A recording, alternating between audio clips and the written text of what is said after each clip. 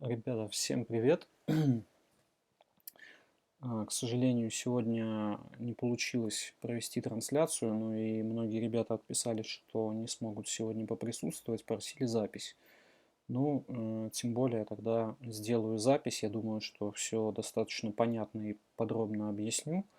Вот. И самое первое, с чего хотелось бы начать, вот после нашей последней трансляции с Вадимом немного пообщались, и он немножечко внес еще, да, понимание по поводу запуска. Поэтому я сюда вот в примечании это все записал. Опять же, я скину вам эту презентацию, чтобы она у вас была перед глазами. Если вдруг будут какие-то вопросы, можете обратиться к презентации. В принципе, там все указано. Итак, как вы уже знаете, с 5 июня у нас стартует трафик, да, был вопрос вот именно по структуре, как это все будет происходить. То есть у нас будут записаны 4 контентные видео, которые будут постепенно раскрывать тему нашего мероприятия и как люди, в общем-то, смогут решить свои задачи, заработать и получить массу различных других приятных вещей. Вот, то есть видео будут открываться каждые 3 дня. Каждые 3 дня люди будут получать ценный, полезный контент. Вот. По поводу того, как и по кому мы будем звонить. Опять же, будем звонить и сделаем этот процесс таким образом, чтобы звонили мы от самых теплых к самым холодным. Да? То есть будем собирать телефоны. Кто оставляет телефон, кто смотрит видео, проявляет активность, читает письма, то есть это будет максимально высокий приоритет. Мы понимаем, что этим людям интересно то, что мы делаем, вот, интересна тема, и, соответственно, с ними будем общаться в первую очередь. То есть на первом месте, конечно же, будет максимально вовлеченный трафик, и вам будет легко с ним общаться. По поводу общения я сегодня накидал достаточно простой концепт скрипта. Сейчас я его тоже покажу. Буквально сейчас закончу по вот этой части, да. То есть у нас будет 2 вебинара. То есть я вам сказал, что у нас будет мастер-класс или интенсив на 4 дня. Немножечко здесь я наврал. Вот, Вадим прояснил, что будет у нас 2 вебинара. И первый веб состоится как раз-таки 20 июня, и он будет посвящен открытию чемпионата по заработку. Ну, пока такое название, оно, конечно, очень похоже на лохотрон, вот, но давайте вместе подумаем. Я, честно говоря, за эти дни не успел подумать, что-то интересное, креативное придумать. Я обязательно подумаю, тоже дам какие-то свои варианты. Если вам тоже в голову что-то приходит, возможно, вы там на кого-то подписаны, мониторите, видите какие-то интересные идеи, вам, может, в голову что-то приходило, что можно вот в плане названия сделать под наш запуск. То есть у Вадима была очень хорошая идея приурочить наш запуск, да, к чемпионату мира по футболу. То есть на таком достаточно большом инфоповоде можно тоже очень хорошо хайпануть, если как-то присосаться к этому событию. Вот, поэтому давайте тоже вместе подумаем, поштурмуем. Вот тоже будет такая одна из больших просьб к вам. Вот, давайте подумаем над названием. То есть выберем какое-то хорошее, классное название, вместе обсудим. Вот, и будет у нас какое-то хорошее рабочее название нашего запуска. Вот, то есть 20 числа будет старт, открытие, на котором, естественно, мы дадим много интересного контента, расскажем, как мы зарабатываем, что мы делаем и так далее, и так далее, и так далее. Вот.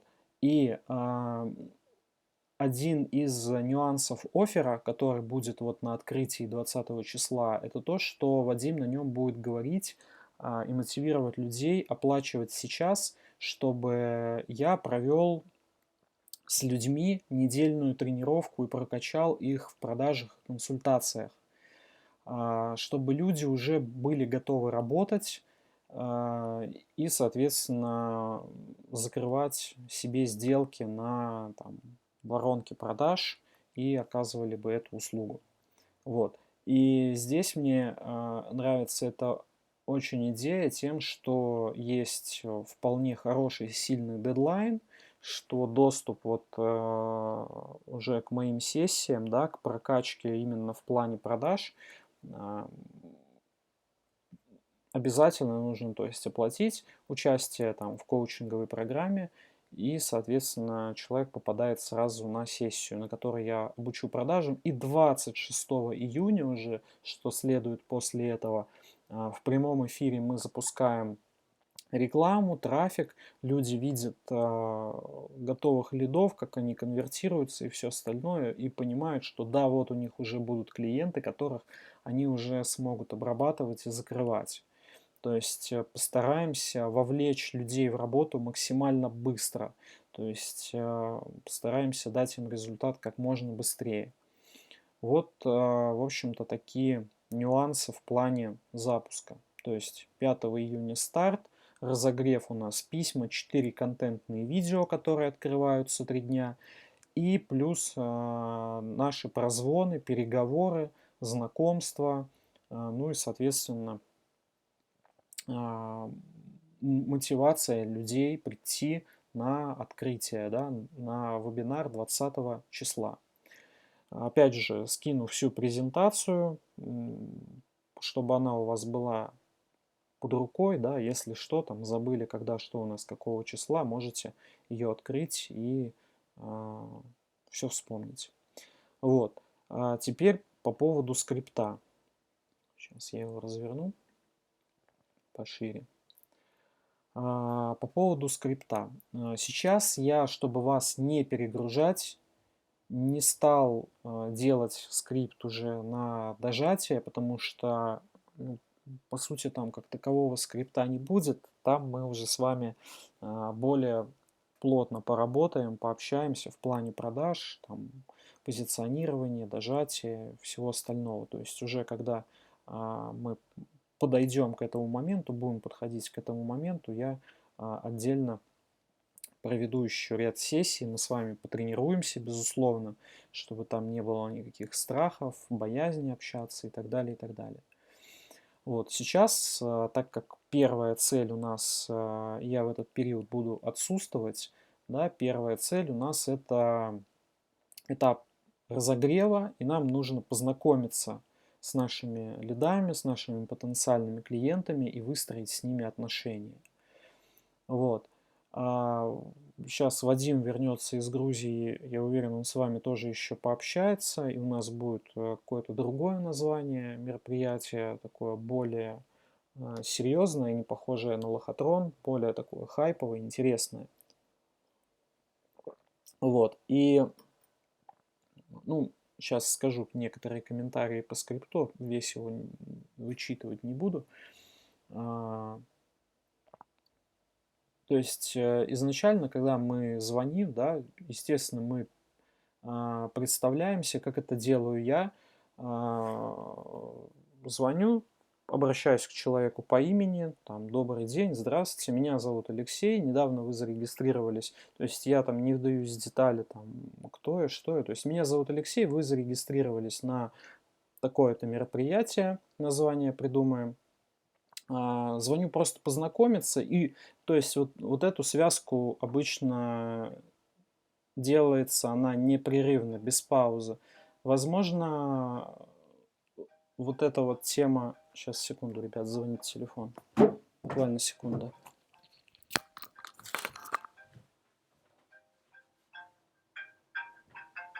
Можешь ответить, Сережа, пожалуйста?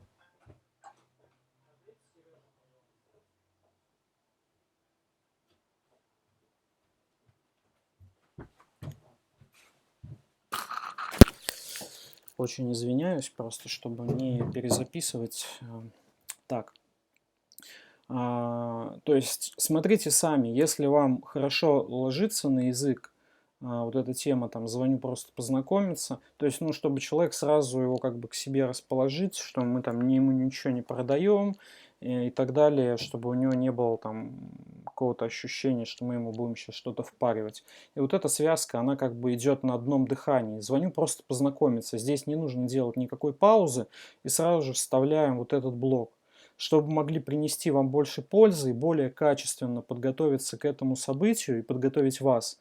Можете ответить на несколько простых вопросов. Вот, опять же, делайте вот эту формулировку, не нужно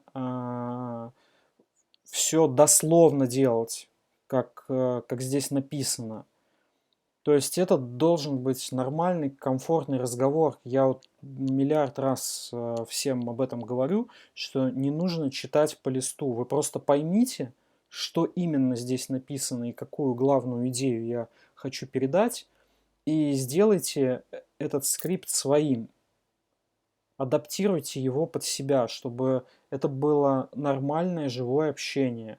Опять же, буду слушать звонки, если услышу, что читаете по бумажке, не получится работать.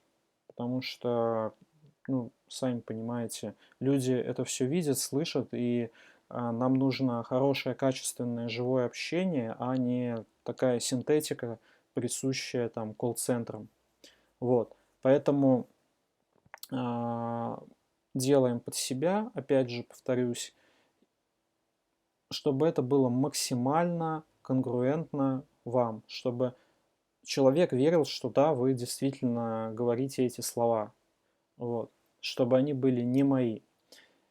Итак, опять же скажу по опыту, и исходя из того, что у нас будет сделана сегментация, да, по вовлеченности людей, по опыту 80% людей, несмотря на то, чем бы они там ни занимались, они говорят «да», что «да, без проблем, я готов ответить на несколько вопросов, задавайте».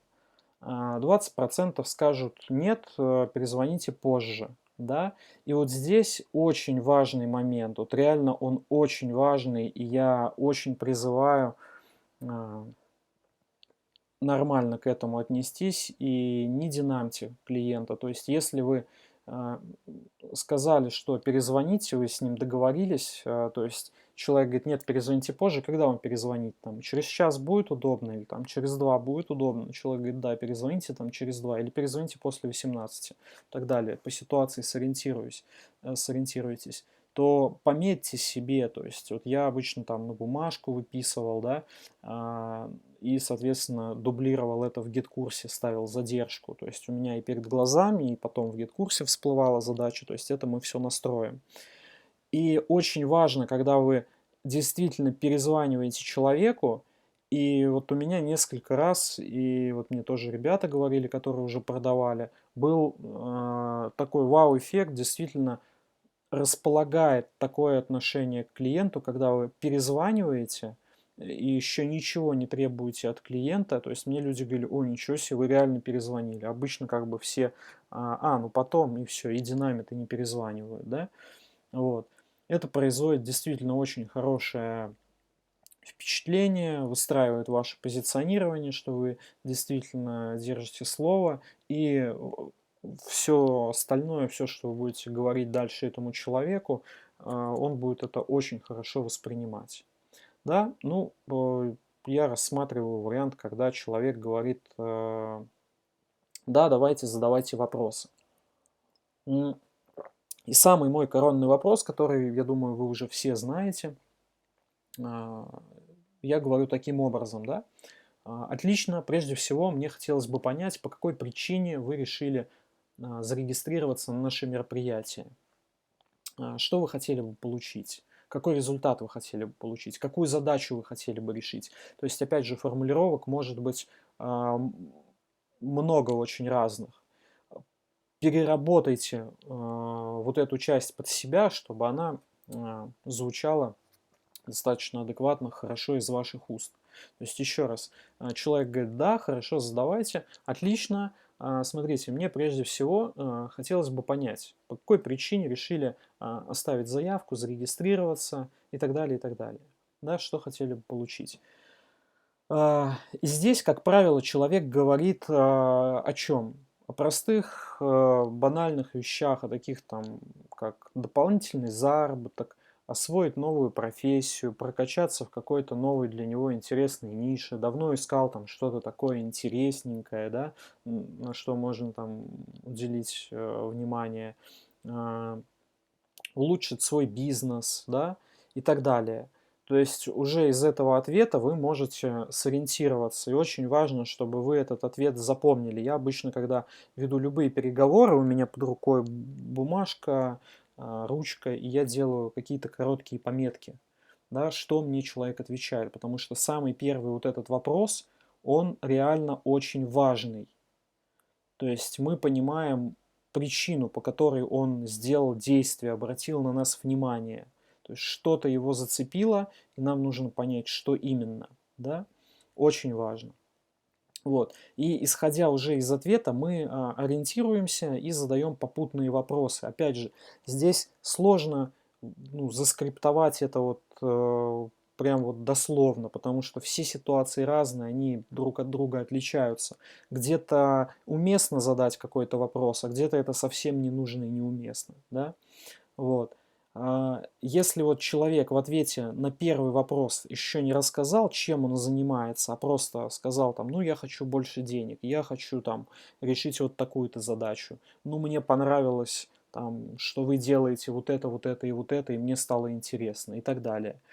То есть, если у нас нет понимания, кто этот человек, предприниматель, там, пионер, который, да, хочет что-то новое там изучить, это там маркетолог или там человек из найма и так далее, можно у него поинтересоваться, точнее, нужно у него поинтересоваться. А чем сейчас занимаетесь?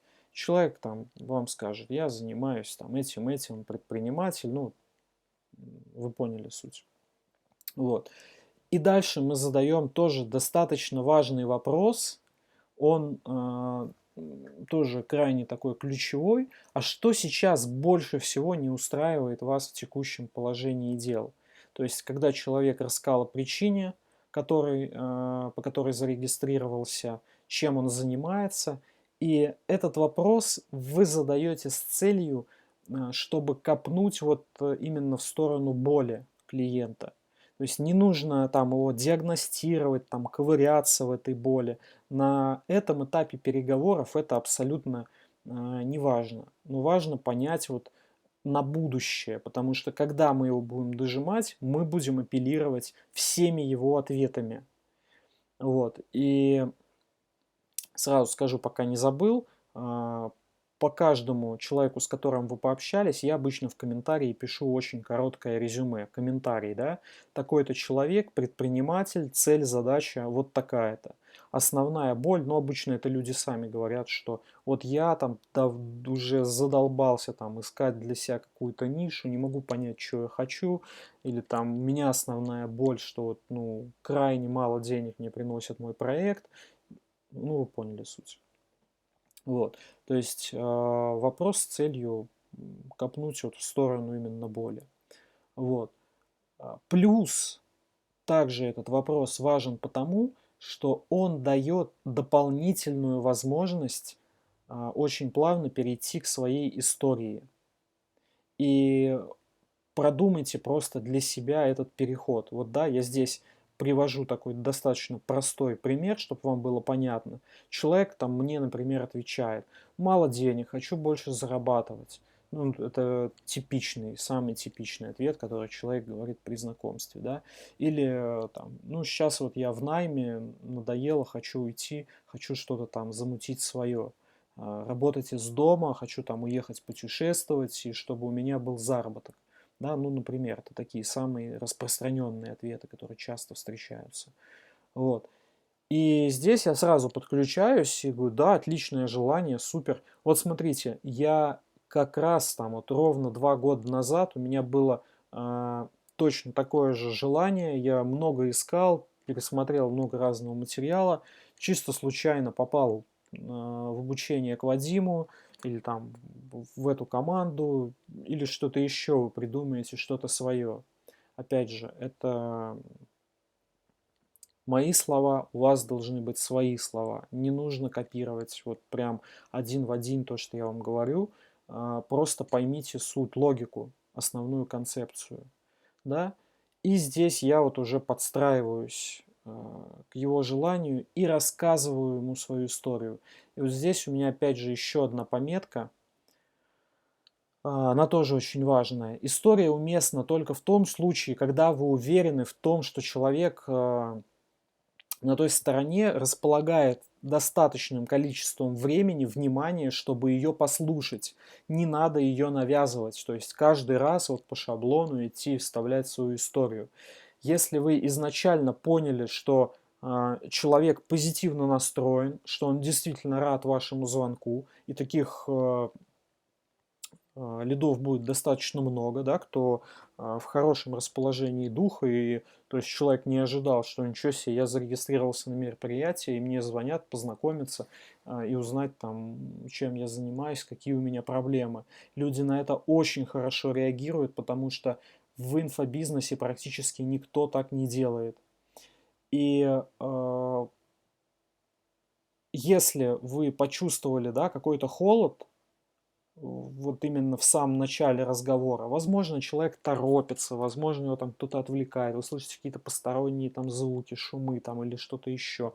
Или, ну, он просто как бы, ну, на отъебись отвечает, грубо говоря, на ваши вопросы, да, то не нужно ему рассказывать историю, особенно если она там прям очень большая, да.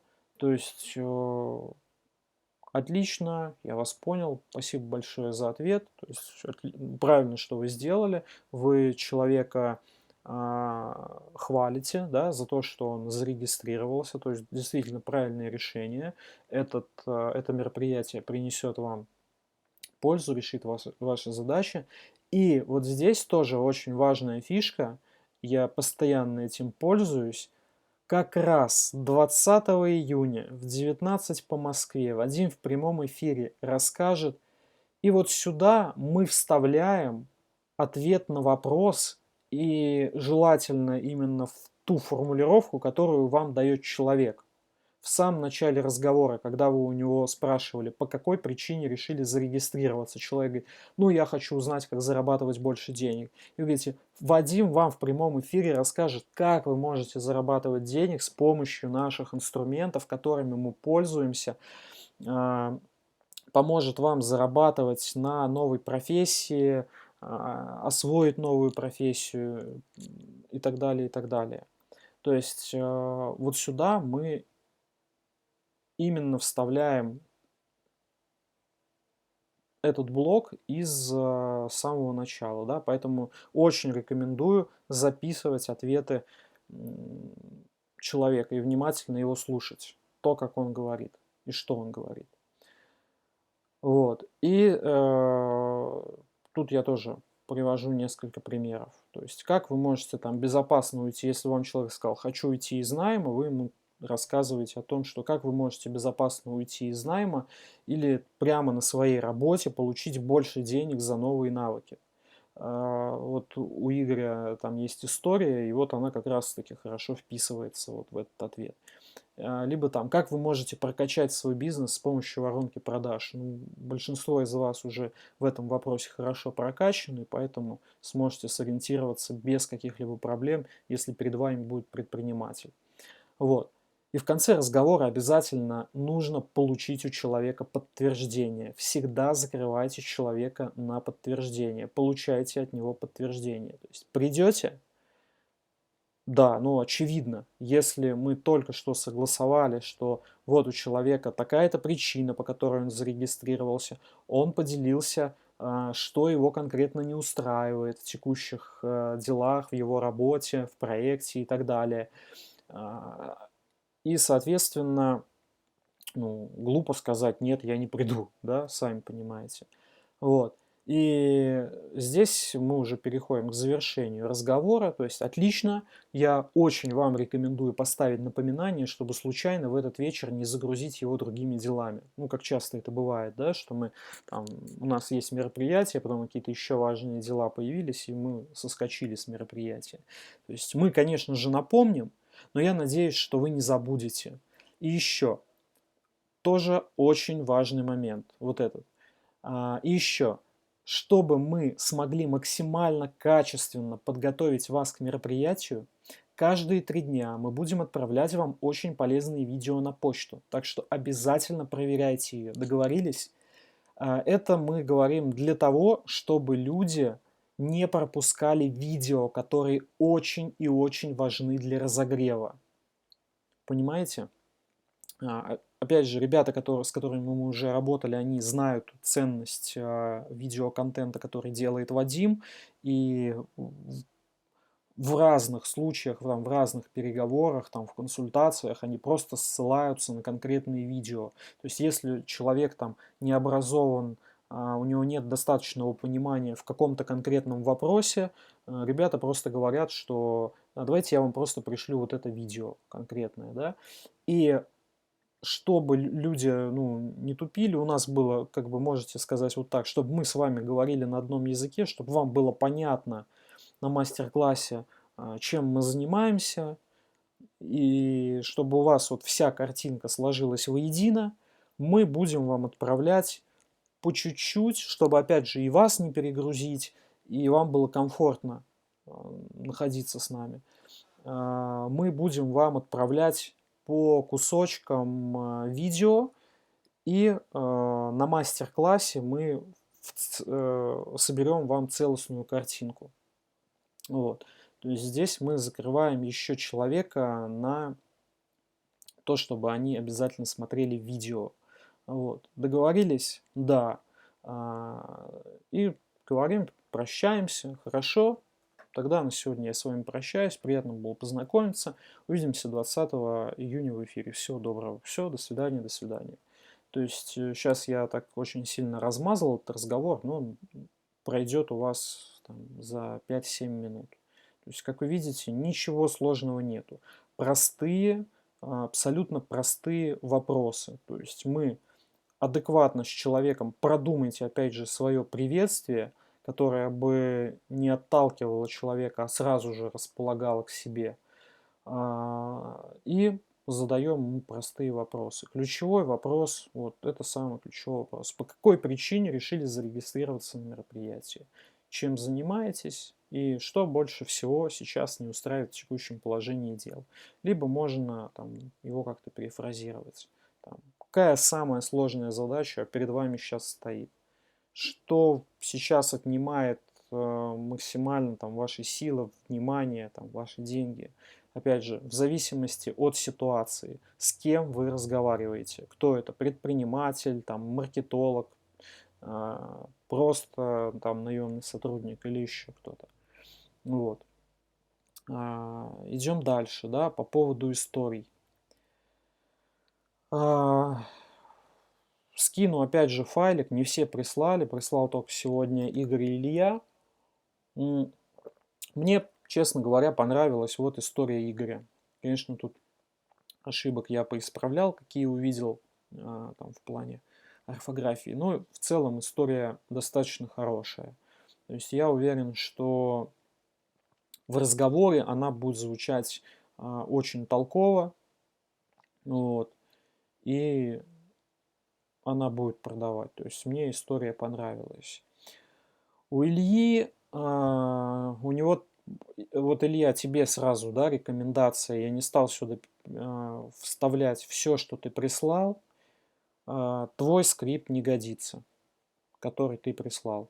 Сорян, но он не годится. И в таком формате, как это выстраиваешь ты, с человеком не получится общаться. Слушай, бро, эй, чувак, и так далее. То есть мы со всеми клиентами общаемся уважительно, на «вы», пока мы с ними не знакомы, пока мы с ними не перешли на «ты», никаких бро, чувак, эй, никакого такого пацанского разговора быть не может. Очень вежливо, корректно, мы серьезные люди, то есть, ты серьезный человек, представляешь серьезную компанию, которая зарабатывает серьезные деньги, поэтому никакого сленга, жаргона и всяких таких вот, братан и всего остального быть не может. опять же, э, вот очень хороший концепт разговора.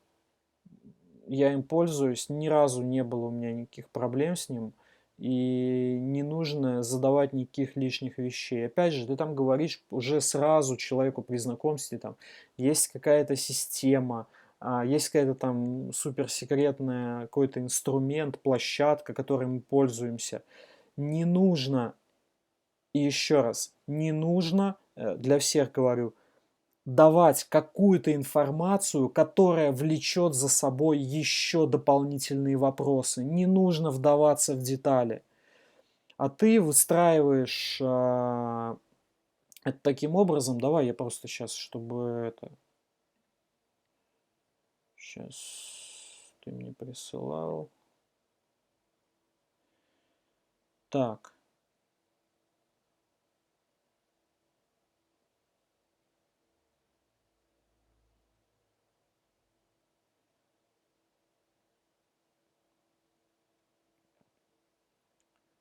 Так.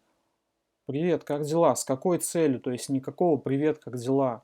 Здравствуйте, там, по имени, там, Илья, здравствуйте, Илья, добрый день. Никакого там привет, как дела? Это хуйня. Короче, бро, тоже это, ну, Илья, забудь, познакомиться с тобой, дать понять, кто мы такие. Нет. То есть вежливо, уважительно. Открыли технологию, которая почти в любом бизнесе дает рост прибыли. Опять чувак сразу спросит у тебя, чего, блядь, какая технология?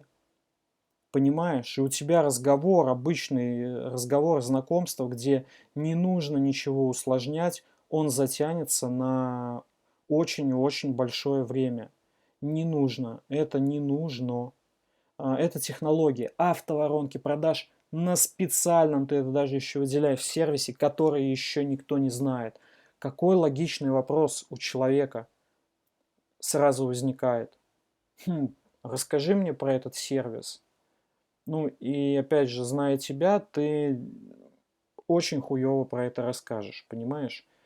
Не нужно вдаваться в никакие детали. Это очень простая задача. Просто познакомиться, понять, что за человек, расположить его к себе. Все, больше ничего не надо. Вот эта задача уже моя, Вадима, рассказать про это более подробно. Да? Вадим будет рассказывать про то, что мы делаем, на каком сервисе и так далее. Кто о нем знает, кто о нем не знает. Идем дальше. Ты ведь понимаешь, что быстро масштабироваться и безопасно контролировать бизнес – это мечта почти любого предпринимателя. Опять же, ты, наверное, не был внимателен, если ты вот это выдаешь за свой скрипт. Я говорил, что этот запуск мы делаем на 80% для пионерской аудитории. То есть не годится. Так вот, мы сами не можем охватить весь рынок, максимум 10, поэтому по сути, ну, к чему эта информация сейчас человеку, с которым мы еще не знакомы. И опять же, с чего ты взял, что он хочет больше денег, если мы еще даже не поняли, что он хочет. Поэтому не нужно навязывать человеку свои решения, если ты не убедился, что они ему нужны. Именно по этой причине я всегда спрашиваю у человека, по какой причине вы оставили заявку, по какой причине вы зарегистрировались, какую главную задачу вы хотели бы решить. И именно исходя из его ответа я подстраиваюсь именно под его ситуацию и даю ему уже какие-то решения, понимаешь? То есть вот эта часть вся нет, это никуда не годится. Вот. Ну и дальше уже вот переходя уже к твоей истории, ну просто вот я скину файлик, почитайте историю, которую вот написал Игорь, почитайте историю, которую написал Илья. Она хорошая, но короткая, она не такая детальная, она не передает эмоций, точнее, недостаточно здесь эмоций, да. Вот. Подумай, пожалуйста, об этом. То есть тебе какая была задача, я об этом рассказывал. То есть точка А, твоя отправная точка А, она должна м, она должна реализовать такую цель, чтобы у человека, у твоего собеседника, она ассоциировалась и с ним. То есть ты ему говоришь, блядь, холодным зимним вечером я вот сидел за окном, и, бля, мне было так хуёво, что у меня не было денег, я не мог себе ничего позволить. У меня были там такие-то проблемы и так далее. Чтобы, чувак, тебе нужно продумать, как сказать эти слова, чтобы чувак сказал, блядь, у меня точно такая же ситуация, блин, мне с этим парнем по пути. Если он решил эту задачу, и у меня есть сейчас такая же задача, то я могу ему доверять. Понимаешь? Очень важно, чтобы твоя история, твоя отправная точка А соответствовала возможной точке А твоего собеседника. То есть угадать это никак нельзя, это только опыт, только опыт.